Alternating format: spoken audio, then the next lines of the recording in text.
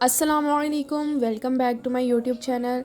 So in this video I will tell you about the important long questions, conceptual questions and numericals of chapter number 12 geometrical optics.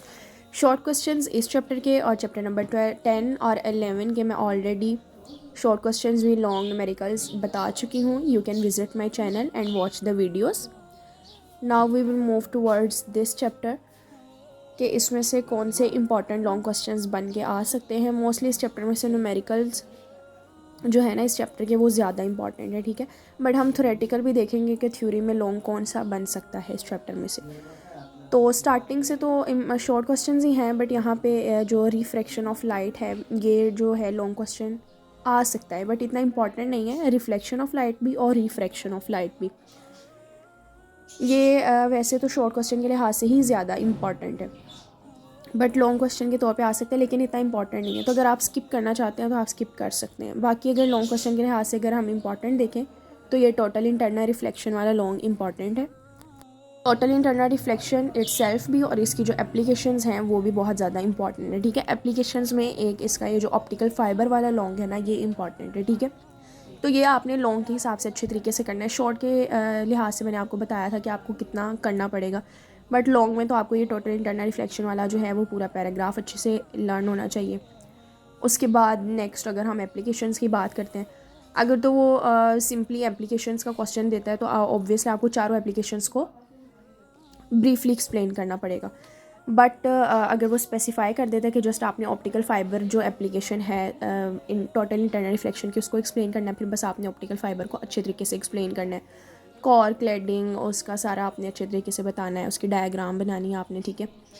Diagram के अंदर like किस तरह से total internal reflection हो रही है, रे कैसे मूव कर रही है, ठीक है. ये आपने अच्छे तरीके से ड्रॉ करना है और बताना है, ठीक है. लॉन्ग क्वेश्चन के लिहाज से आपने इसको अच्छी तरह से प्रिपेयर करना है.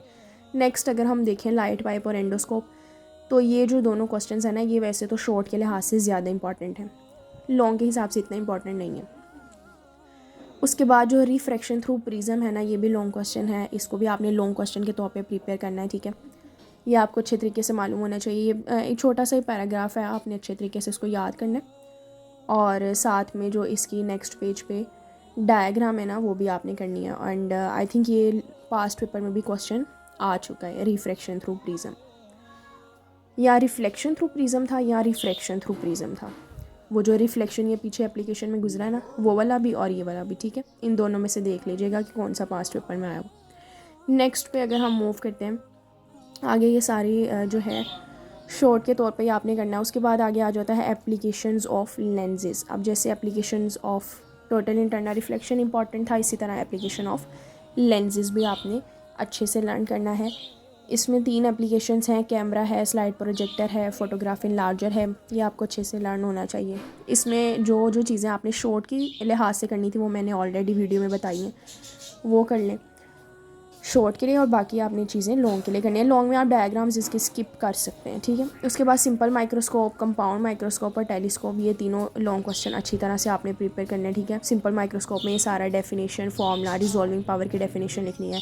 कंपाउंड माइक्रोस्कोप भी लॉन्ग है, इसको आपने स्टार्टिंग से करना है अच्छे से. उसके बाद इसके फीचर्स लिखने हैं, फिर उसके बाद इसकी सारी वर्किंग और मोस्ट इंपॉर्टेंट इसके डायग्राम. ये डायग्राम भी आपको प्रैक्टिस होनी चाहिए. मैग्नीफिकेशन की डेफिनेशन कह रही हूँ, फॉर्मूला लिखना है. उसके बाद यूजेस लिखना है, ठीक है. उसके बाद आ जाता है टेलीस्कोप. टेलीस्कोप भी लॉन्ग है, इसमें भी आपको इसकी डेफिनेशन, इसकी वर्किंग, इसके डायग्राम, ठीक है. ये जो फर्स्ट वाली डायग्राम है इसको आप स्किप कर सकते हैं. ये जो लास्ट में डायग्राम बनी है ना ये लाजमी तौर पे आपने करनी है, ठीक है. उसके बाद इसका भी मैग्नीफिकेशन का फॉर्मूला करना है. नेक्स्ट टॉपिक आ जाता है हमारे पास ह्यूमन आई का.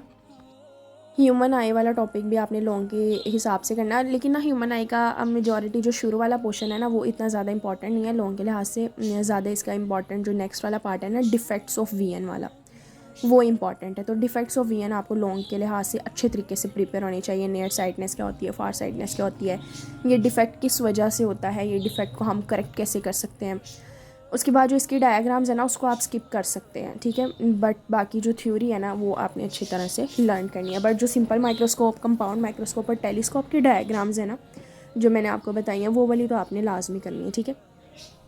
सिंपल माइक्रोस्कोप की भी बिल्कुल स्टार्टिंग पे जो साइड पे डायग्राम बनी हुई है ना वो आपने बनानी है.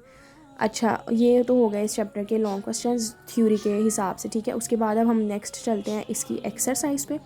एक्सरसाइज पे आप अगर हम रिव्यू क्वेश्चंस को देखें तो वो रिव्यू क्वेश्चंस तो वही बात है कि अगर आपको चैप्टर अच्छे से याद है ना तो रिव्यू क्वेश्चंस ऑलमोस्ट कवर हो जाते हैं। But the main thing is this के जो आपकी एक्सरसाइज के अंदर कंसेप्चुअल क्वेश्चंस होते हैं ना वो आपको अच्छी तरह से आने चाहिए, ठीक है। कंसेप्चुअल क्वेश्चंस में मेजॉरिटी सीधे सीधे सवाल नहीं होते हैं कि आपको जो चैप्टर में आपने डेफिनेशंस पढ़ी हैं आप उसके थ्रू इसको आंसर कर दो। तो इसीलिए कंसेप्चुअल क्वेश्चंस आपको अच्छी तरह से लर्न करने चाहिए। लेकिन वैसे तो मैं यही प्रेफर करूँगी कि आप हर चैप्टर के कंसेप्चुअल क्वेश्चंस जो एक्सरसाइज वाले हैं ना वो सारे करें। But if you feel difficulty, आपको लर्न करने में मुश्किल हो रही है सारे तो आप ये वाले लाजमी करें जिनका निशान मैं लगा लूँ, ठीक है। 12.4 है ये इम्पॉर्टेंट है, ये आपने लाजमी तौर पे कॉन्सेप्चुअल क्वेश्चन याद करना है। 12.5 जो है ये भी बहुत इंपॉर्टेंट है कि ड्राइवर साइड जो मिरर होता है वो कन्वेक्स होता है, प्लेन या कनकेव क्यों नहीं होता, ठीक है। उसके बाद 12.1 है, 12.7 है, 12.6 है, ठीक है। ये आपने अच्छी तरह से याद करना है। उसके बाद 12.8 और ये जो 12.9 भी है ना, 12.8 और 9 ये तो वही रे डायग्राम्स में जो मैंने लास्ट वीडियो में शॉर्ट क्वेश्चन के लिहाज से बताया था ना, आपने ये चीज़ें याद करनी है। अगर आपको वो याद है तो ये ऑलरेडी कवर है आपकी, ठीक है। उसके बाद ये fish under water appears to be different, ये भी अगर कर लें तो बेहतर है, ठीक है। उसके बाद बाकी जो मैंने निशान लगाए ये आपने लाजमी तौर पे करने हैं। उसके बाद आगे आ जाता है हमारे पास न्यूमेरिकल के इंपॉर्टेंट न्यूमेरिकल्स कौन से हमारे पास 12.1 इंपॉर्टेंट है, ठीक है। 12.2 कर लें आप, 12.3 अच्छा जो है 12.3 भी कर लें। मतलब आपने ये देखना है कि न्यूमेरिकल्स का मैंने आपको पहले भी बताया हुआ कि जो आपके पास शॉर्ट स्टेटमेंट वाले न्यूमेरिकल्स होते हैं ना वो ज़्यादा इंपॉर्टेंट होते हैं। तो 3 कर लें, 4 कर लें, 5 कर लें, उसके बाद 8 वाला कर लें। उसके बाद आप 9 स्किप कर सकते हैं, 10 कर लें और फिर 12 कर लें। तो ये तो आपने लाजमी करने हैं। उसके बाद अगर आपने इतनी मतलब कैपेबिलिटी है, टाइम है तो आप बाकी भी करें, ठीक है। बट ये वाले तो आपने लाजमी तौर पे करने हैं। These are important numericals of this chapter, ठीक है। So this is the whole video about long conceptual and numerical of chapter number 12 10th class physics. You can visit my channel and also watch the video about chapter number 10 and 11. Already मैं उनकी videos बना चुकी हूँ. Hope so you like the video. If you like the video then subscribe the channel and wait for the next video. Allah Hafiz.